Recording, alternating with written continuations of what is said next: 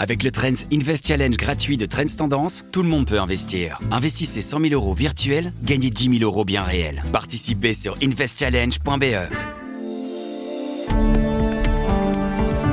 Vous écoutez Z sur 7, le podcast quotidien de Trends Canal Z. Nous sommes aujourd'hui le 26 mars. Votre podcast aujourd'hui est écrit par Arnaud Huard et animé par Jean-Pascal Ledoux. Bonjour à toutes et tous. Aujourd'hui dans votre nouvel épisode, Trazys est une entreprise à Liège, active dans le secteur de la production pharmaceutique et on va y jeter un œil. Nous venons de décider d'un plan supplémentaire de croissance. Ensuite, la popularité des jeux vidéo explose, mais les boutiques sont désertées. Et c'est un jeu qu'on ne peut pas acheter en magasin. Et pour finir, Peter de Keyser analysera les finances publiques de l'Europe qui restent sous pression.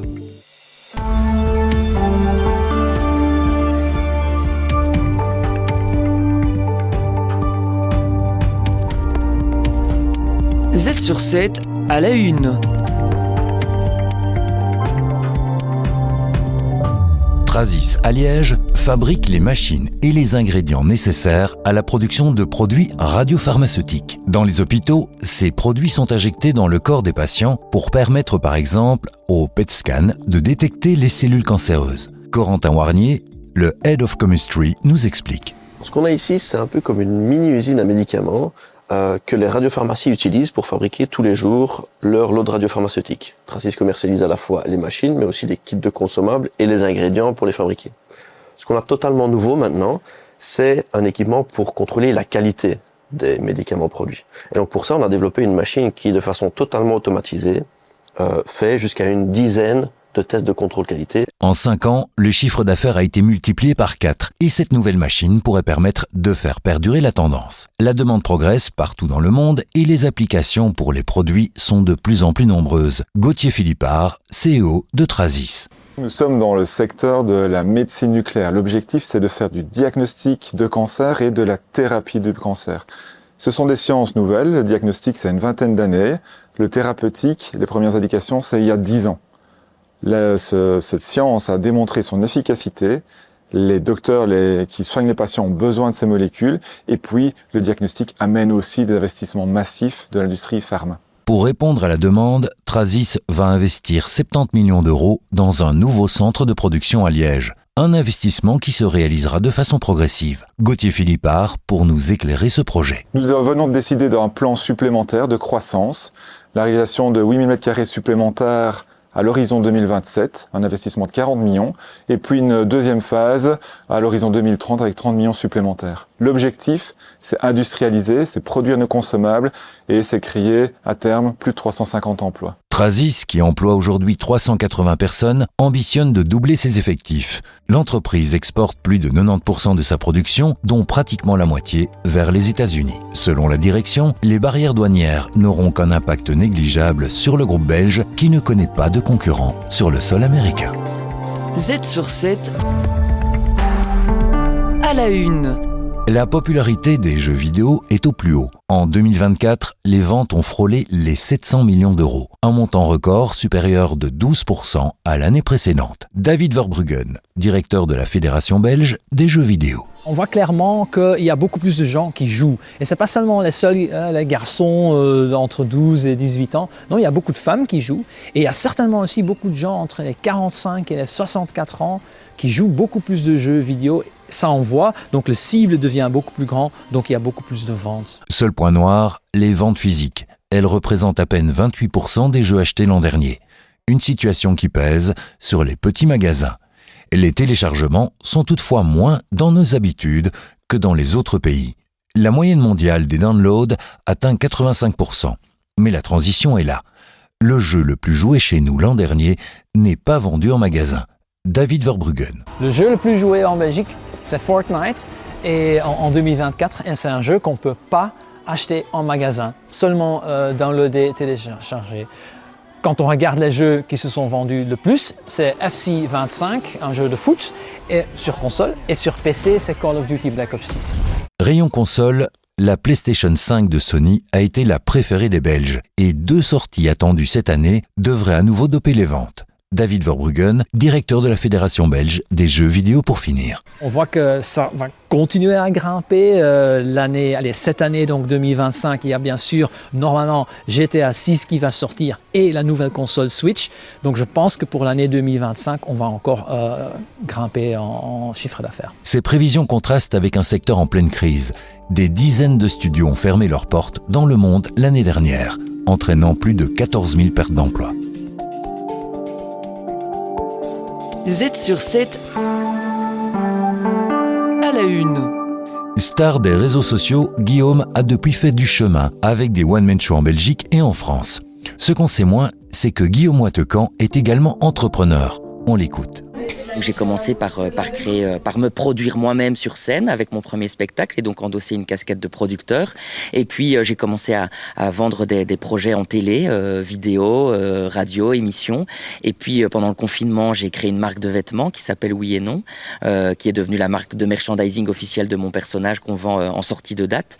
Et puis j'ai produit d'autres artistes. Il a ensuite ouvert une boutique de gaufres et lancé son propre comedy club dans le centre de Namur. Il a également fondé Namur is a Joke, un festival d'humour dont la 4e édition a débuté hier. 12 000 visiteurs et 200 artistes programmés. L'humoriste entrepreneur multiplie les projets et il le fait avec sérieux. Le festival, on est dans le cadre d'une ASBL qui vise l'équilibre chaque année. Le restaurant, ça doit être obligatoirement rentable très très rapidement et donc ça, on s'y est déjà attelé et donc on parle déjà de rentabilité. Mais c'est vrai que si ça tenait qu'à moi, on ferait n'importe quoi. Et c'est pour ça aussi que j'aime bien préciser que, avant tout, un bon entrepreneur, c'est quelqu'un qui sait s'entourer de gens qui ont des compétences que lui n'a pas. Aujourd'hui, Guillaume est donc à la tête d'une petite entreprise avec une dizaine de salariés et jusqu'à 20 freelances qui travaillent sur ces différents projets. J'ai su aussi m'entourer d'une équipe qui veille à ce qu'il y ait des vrais tableaux de rentabilité derrière tous ces projets-là et d'avoir un avis d'expert parce que moi, j'ai une pulsion artistique, j'ai cette envie que le projet ait lieu et je voudrais qu'il coûte des millions d'euros pour qu'il soit le plus beau et qu'il ne rapporte rien. C'est ça le problème. Et donc, c'est important de s'entourer correctement pour qu'en tout cas, la plupart des projets arrivent à l'équilibre et puis dans les années, petit à petit, deviennent rentables. Concilier le métier d'humoriste et d'entrepreneur lui a demandé une période d'adaptation, notamment pour réussir à être pris au sérieux. Il garde cependant un enthousiasme entrepreneurial et continue de prouver qu'il peut faire autre chose que des blagues. Z sur 7, les dessous du pouvoir. Peter de Keyser, économiste et entrepreneur, fait le lien entre entrepreneuriat et politique.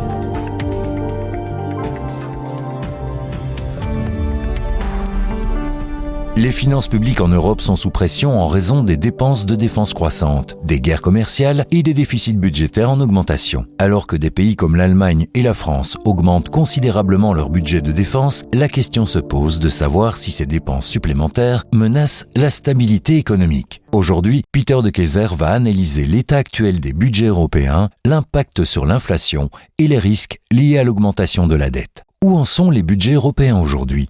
La Commission européenne en 2024 montre que l'économie européenne est dans une phase délicate. Après la crise énergétique et la pandémie, les États membres tentent de remettre leur budget sur les rails. Bien un fait marquant, l'Allemagne et la France prévoient aujourd'hui d'importantes dépenses supplémentaires pour la défense. Cette décision intervient dans un contexte de tensions géopolitiques croissantes, telles que la guerre en Ukraine et d'appel à une défense européenne plus forte.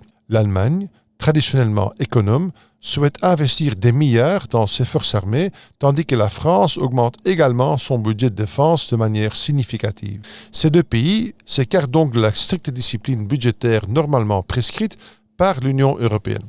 Selon les prévisions, le déficit budgétaire moyen de la zone euro se maintiendrait autour de 3% du PIB en 2024, ce qui est légèrement supérieur à la norme européenne. La Commission européenne a permis aux pays de conserver une grande partie de ses dépenses de défense en dehors de leur budget. Mais ce n'est qu'une vue d'esprit. Avec des dépenses supplémentaires, la dette continuera d'augmenter. Toutes ces dépenses supplémentaires pourraient-elles avoir une incidence sur l'inflation ? Alors, la Commission européenne prévoit déjà un ralentissement de l'inflation à environ 2,5% en 2024, une baisse vers l'objectif de 2% de la BCE en 2025. Mais ces dépenses supplémentaires en matière de défense pourraient mettre des bâtons dans les roues. L'augmentation des dépenses publiques stimule la demande, ce qui pourrait faire grimper les prix, surtout si le marché du travail reste tendu et que les salaires augmentent. Or, en Allemagne, le salaire réel augmente déjà plus fortement que ces dernières années. En outre, le taux de chômage en Europe est proche de ses plus bas niveaux historiques. Dépenser de l'argent supplémentaire à un moment où le marché du travail est déjà tendu risque d'accentuer les hausses de salaire et l'inflation. Comment les marchés financiers perçoivent-ils les projets de dépenses supplémentaires ? Alors, les marchés financiers ont réagi majoritairement de manière positive à l'annonce de l'Allemagne d'investir beaucoup plus dans la défense, notamment en assouplissant le frein à l'endettement. L'indice DAX a progressé, porté par l'optimisme quant aux mesures de relance économique et par la hausse des actions des entreprises de défense telles que Rheinmetall.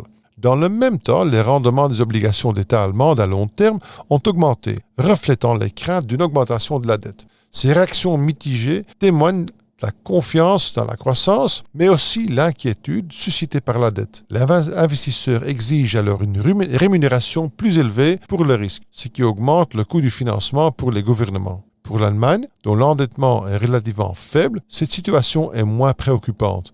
Mais la France ou la Belgique se trouvent déjà à la limite de ce que les marchés jugent acceptable. Y a-t-il un risque de crise de la dette ? Alors, le taux d'endettement de l'Union européenne diminue légèrement pour atteindre 83% en 2024, mais les dépenses supplémentaires en matière de défense pourraient ralentir ce processus. Les pays d'Europe du Sud, très endettés, comme l'Italie, regardent jalousement l'Allemagne et la France. Si ces pays-là se mettent eux aussi à dépenser davantage, le fragile bilan de la zone euro pourrait s'en trouver bouleversé. La Commission européenne prévient qu'en l'absence d'une coordination étroite, une nouvelle crise de la dette n'est pas à exclure. Surtout si la croissance économique est décevante. La combinaison de dépenses publiques supplémentaires avec le choc externe d'une guerre commerciale est certainement à surveiller. Que peut-on tirer comme conclusion ? L'Europe est à la croisée des chemins. La défense, elle est cruciale, mais les coûts sont élevés. L'inflation, les taux d'intérêt et les risques liés à la dette pèsent de toute façon comme un nuage sombre sur les projets de l'Allemagne et de la France. Il est important d'augmenter les dépenses de défense, mais en même temps, il faut accorder beaucoup plus d'attention à la viabilité de la dette. Pour ce faire, il est nécessaire d'assainir en profondeur les dépenses publiques. La dernière chose que nous voulons, c'est réarmer l'Europe tout en luttant contre une crise de la dette. Les meilleurs experts boursiers vous proposent des analyses des marchés internationaux, des conseils avisés et les dernières tendances économiques. Z sur 7, experts boursiers. Nous arrivons déjà aux 4 dernières minutes du podcast. Aujourd'hui, c'est avec Olivier Colsoul de AG Insurance que nous allons approfondir nos analyses des marchés boursiers. On a beaucoup parlé du conflit entre les États-Unis et l'Europe. Wall Street reste dans le rouge et le dollar patine. Et on parle d'exceptionnalisme américain. Ce qui est certain, c'est qu'en tout cas, cet exceptionnalisme américain, il a reçu un coup sur la tête par quelques chocs, je dirais, simultanés. D'abord, on a eu au niveau de l'intelligence artificielle une concurrence inattendue qui est venue de la part de la Chine. Ensuite, les prévisions de croissance concernant les États-Unis ont été revues à la baisse à cause de l'incertitude tarifaire, mais aussi de certaines coupes sombres dans certains budgets. Et puis, dernièrement, on a eu donc l'élan budgétaire européen en matière de dépenses de défense qui devrait normalement, à terme, raffermir la croissance dans la région. La période est compliquée pour les marchés, mais les sautes d'humeur du président américain ne sont pas les seules causes. Alors c'est sûr que ça joue. Donc bien sûr la guerre commerciale crée un énorme degré d'incertitude. Mais je dirais qu'au-delà de ça, il y a aussi le fait que l'exceptionnalisme a surtout été alimenté par une croissance économique, je dirais, supérieure à ce que les États-Unis avaient aussi connu par le passé et qui a été alimentée par non seulement des dépenses budgétaires très importantes, mais aussi par le boom des dépenses, notamment des entreprises, dans l'intelligence artificielle. Il faut savoir qu'avec un déficit budgétaire supérieur à 6%, surtout en période d'expansion, les États-Unis sont vraiment dépendants de l'État américain, et ça, c'est pas normal, et même, je dirais, intenable à terme. Et donc, à un moment donné, il est quelque part logique que la machine économique se mette à ralentir. En effet, il fallait remettre en cause la surpondération des actifs américains. Pendant des années, il y a eu énormément de profits, mais on arrive potentiellement à la fin. Il y a une étude récente de la banque UBS qui montre en fait que l'exceptionnalisme américain sur les marchés financiers a surtout été alimenté par les investisseurs étrangers qui ont accumulé d'énormes volumes d'actifs, actions et obligations, mais surtout encore plus en actions qu'en obligations, et que donc ça rend quelque part, je dirais, la bourse américaine vulnérable et aussi dépendante du comportement de ces investisseurs, parce que si à un moment donné ils décident, je dirais, de réduire leur position, non seulement ça peut avoir un impact négatif sur les cours de bourse, mais ça pourrait aussi faire baisser le billet vert à un moment en plus où on parle, je dirais, de rumeurs qui s'intensifient autour d'un affaiblissement du dollar. Ça fera sans doute réfléchir les investisseurs plutôt 2 fois qu'une à éventuellement renforcer leur position alors qu'ils pourraient aussi décider de les alléger. C'est tout pour aujourd'hui, vous pouvez regarder les Z-News de ce soir. Et Jean-Pascal, à quoi peut-on s'attendre dans le podcast de demain ? Demain, vous retrouverez la rubrique à la une de Trends Tendance. Comme vous le savez, un journaliste dévoilera les dessous du magazine Trends Tendance. Vous pourrez aussi retrouver vos analyses quotidiennes du monde économique et des marchés financiers. Restez à l'écoute.